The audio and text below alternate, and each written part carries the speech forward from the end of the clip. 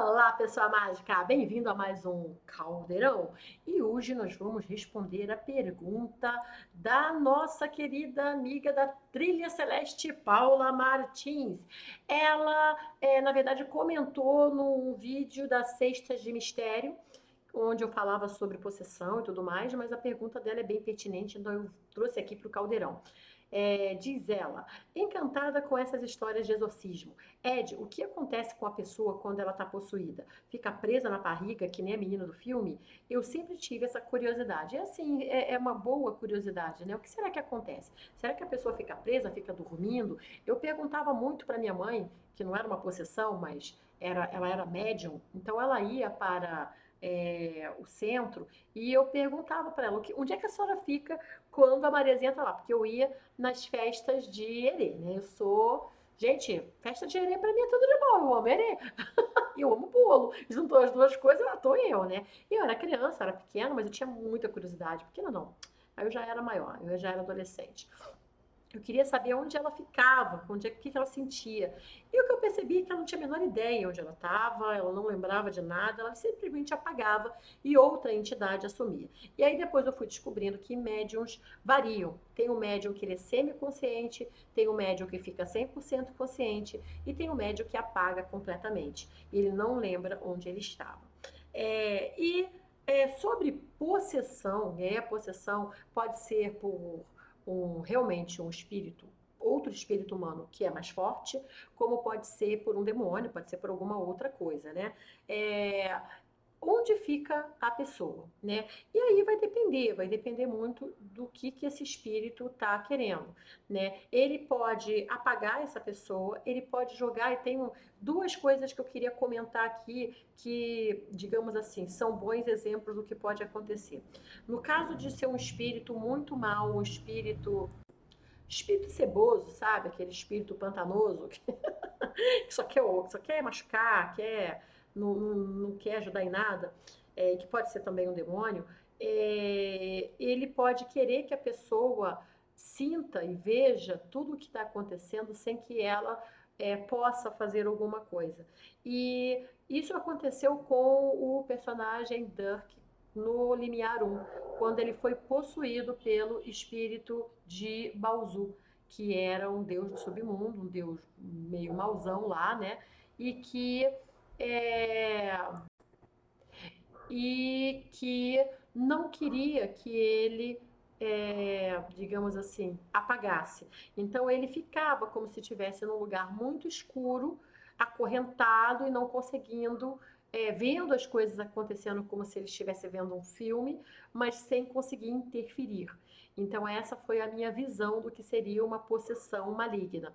E acabou que depois, muitos anos depois que eu escrevi esse livro, eu acabei vendo uma versão bem parecida do que acontece no filme Corra, onde os personagens sofriam uma hipnose muito profunda e tinham essa percepção de estarem muito profundos dentro de si mesmos, dentro de um universo de escuridão, conseguindo ver muito longe o que estava acontecendo, mas sem poder interferir.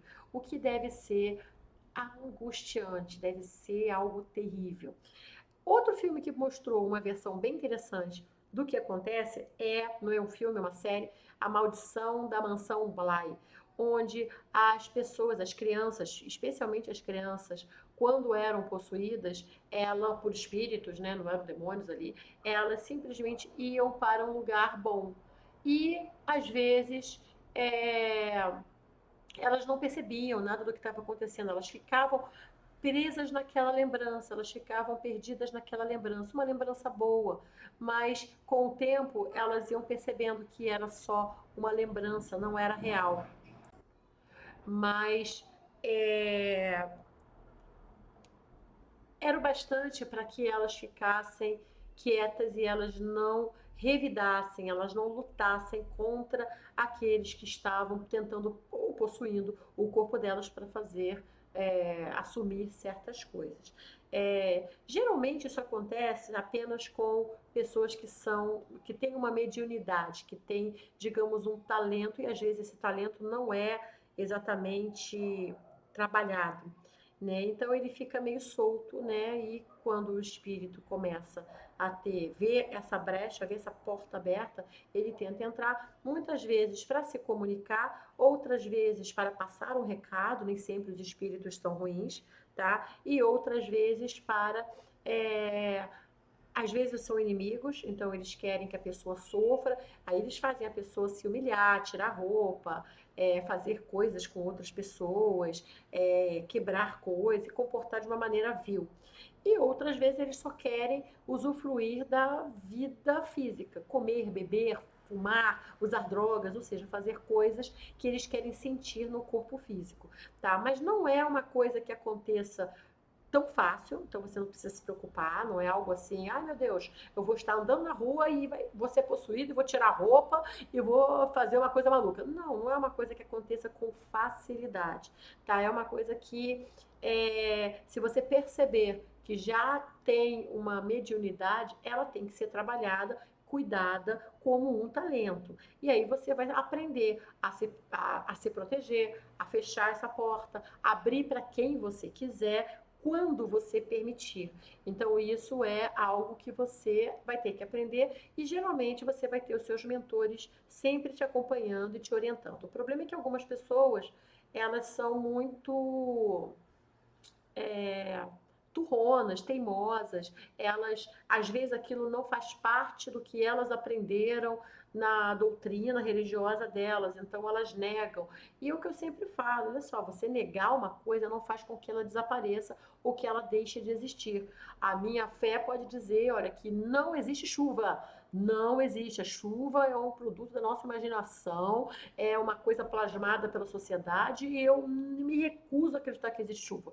E aí eu não saio de guarda-chuva, volto molhada, porque não acreditar na chuva não mudou o fato da chuva ser molhada e me molhar. Entendeu? Então, algumas coisas vão muito além do que a gente. Às vezes as pessoas usam muito mal a ideia do segredo de você construir sua própria realidade, né? Você precisa sim se cuidar, precisa trabalhar sua mediunidade, saber quando fechar e abrir as portas e para quem, né? Para quem que você vai abrir.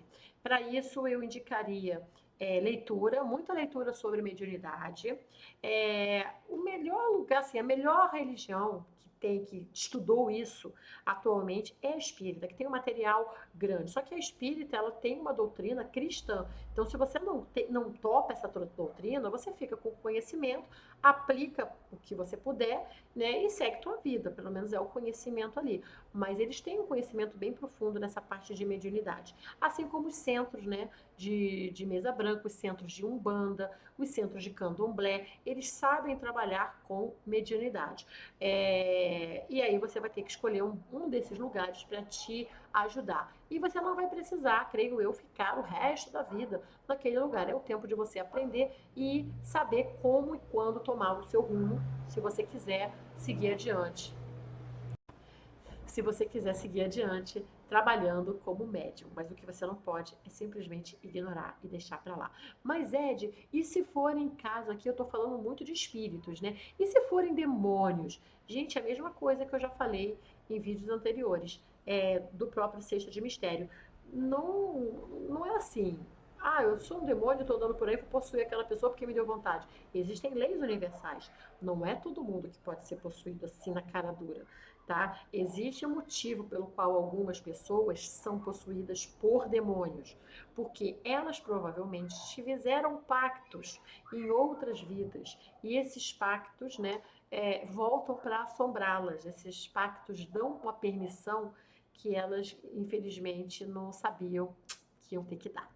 Tá bom? Então é isso, espero que você tenha gostado aqui do nosso caldeirão. Se você gostou e tem alguma dúvida, tem alguma pergunta, é só você deixar aqui nos comentários que eu vou selecionando e depois eu passo.